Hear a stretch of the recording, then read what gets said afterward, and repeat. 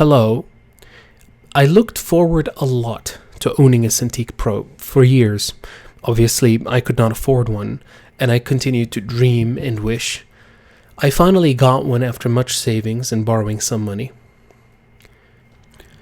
A pen display is a display that you can write directly on. You can use it to draw and handwrite. It adds 3 means of user interface in addition to your standard mouse, keyboard, and trackpad. The first way, which has more dimensions than just a pointing device that can be used to write, and that is the pen. The pen has shortcuts on it as well, buttons. The pen can be used as a pointing device, so can technically replace your mouse.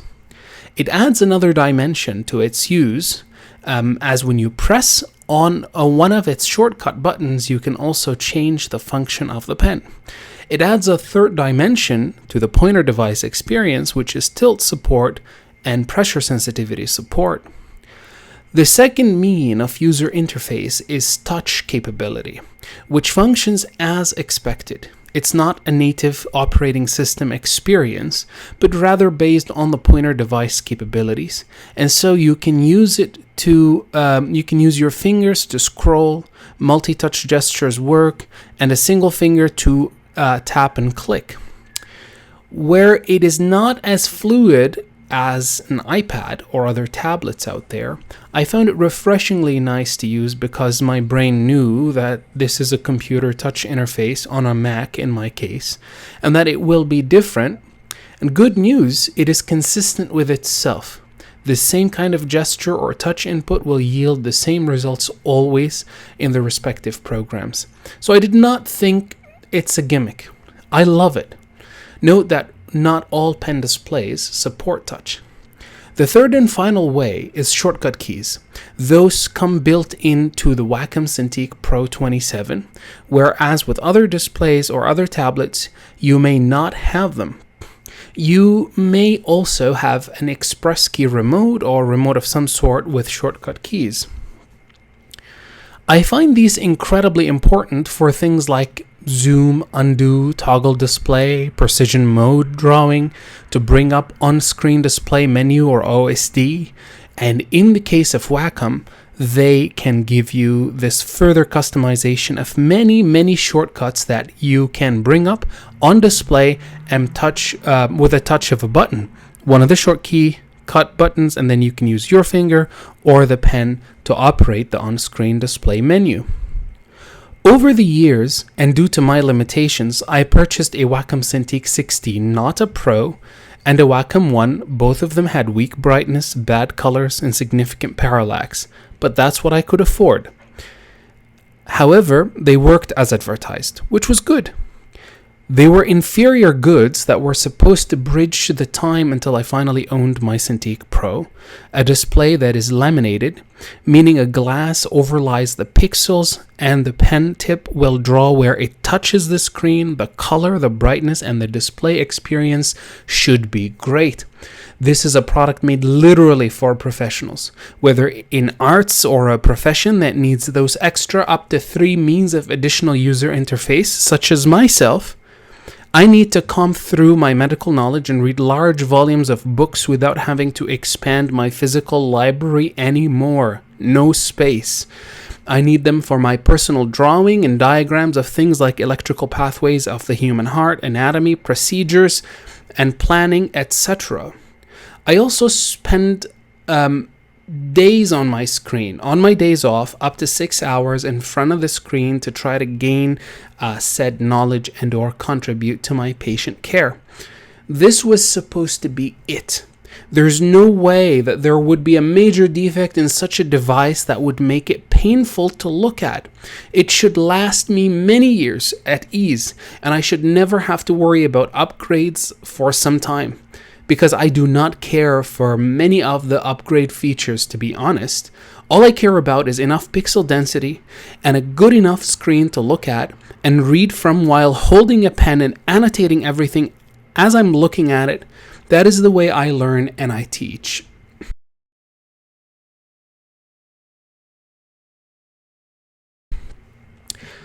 I owned 4K displays before. One of them is actually 4K plus, a 24-inch, two 28 inches, and one 32-inch. I use those one at a time since 4K monitors were made, so this is one at a time. For the reasons above, I need a good reading experience. I was pleasantly surprised to see while at similar pixel density, somehow reading feels better on the Cintiq Pro 27. Text looks better. Not sharp though. It is a strange thing to explain. I was even wondering if the pixels themselves are bigger. As for sharpness, the screen is a bit hazy. Maybe due to the anti-glare reflective coating, which is actually anti-reflective etching off the glass. You can see this on many clips online, and I think the video cameras make it look worse than reality. In reality, it is a bit hazy, but in a light diffusion way. By hazy, I mean the edges of the objects look slightly less sharp. The screen feels like it has a granulation layer on top of it if you are looking carefully. I find it to be pleasing. I also know it is by design. Sun glares are reduced and so are direct lights.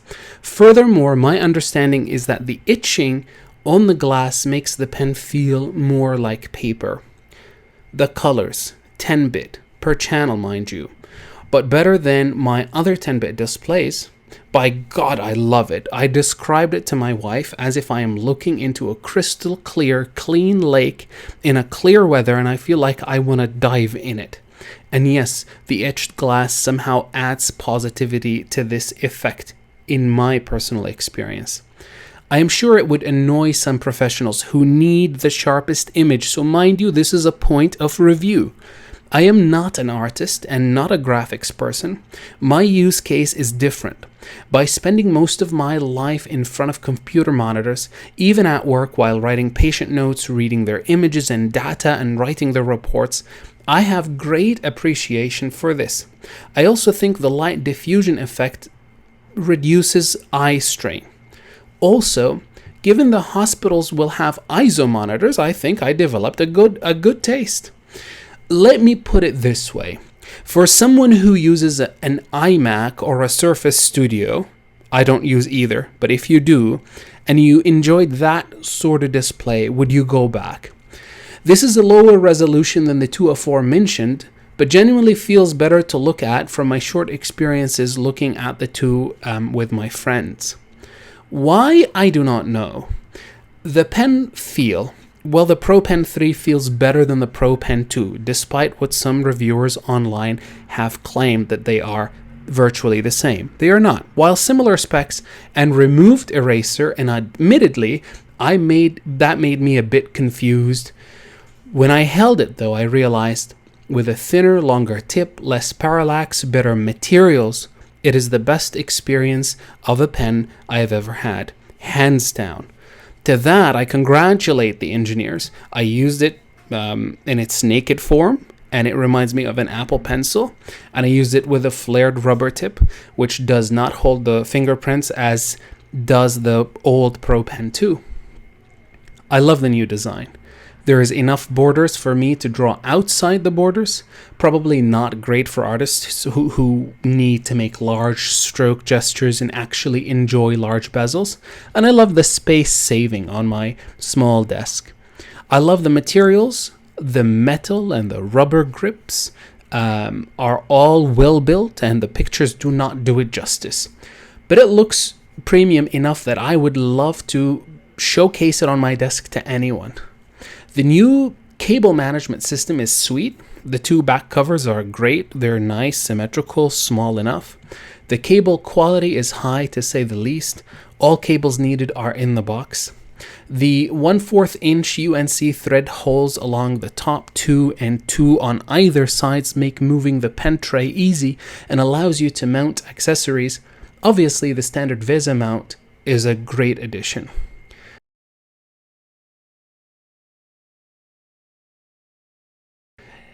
The cons. The pen tray cover easily falls off and can damage your expensive new pen if it falls. However, even in upright position, it seems like it can hold the pen just fine. It won't fall unless someone hits it although lightly. And so natural gestures or normal attempt to grabbing the pen can cause the pen tray cover to be dislodged and to fall. The device cannot be used out of the box without some form of a mount. And the Wacom Cintiq Pro 27 stand costs about $500 on its own, and this is before shipping and tax at the time of this recording. The fans, in my experience, are audible, but they are not annoying at all, and I do not think they wouldn't affect me badly in any ways. However, they might affect your workflow. In my use, the device never felt hot to touch. The pen drivers or the display mapping will on occasion stop working. The pen, the cursor of the pen will not be under the physical pen, so there is a calibration issue, so to speak, and it will need a full computer restart, and then it'll just self-calibrate alone. Not even plugging and unplugging it will solve the issue. This happened twice to me upon the very first installation, and I thought to myself, maybe new drivers and I need to restart, and it worked. And that was just like logical thinking. But then once again it happened at a random time after. So it is probably a software issue. Of note, both times happened while I was switching between HDR mode and standard mode, but I'm not sure if that is the causality. The display does not work at 120 Hz by default. Also, I could not turn that feature on despite using a Thunderbolt cable USB-C to USB-C, and a very high quality cable at that, with my MacBook Pro 16, the 2019 edition. Now, having said all of that, to my buyer's remorse. My unit had significant light bleed that made looking at anything with dark edges or at a dark background frustrating. I mean really frustrating.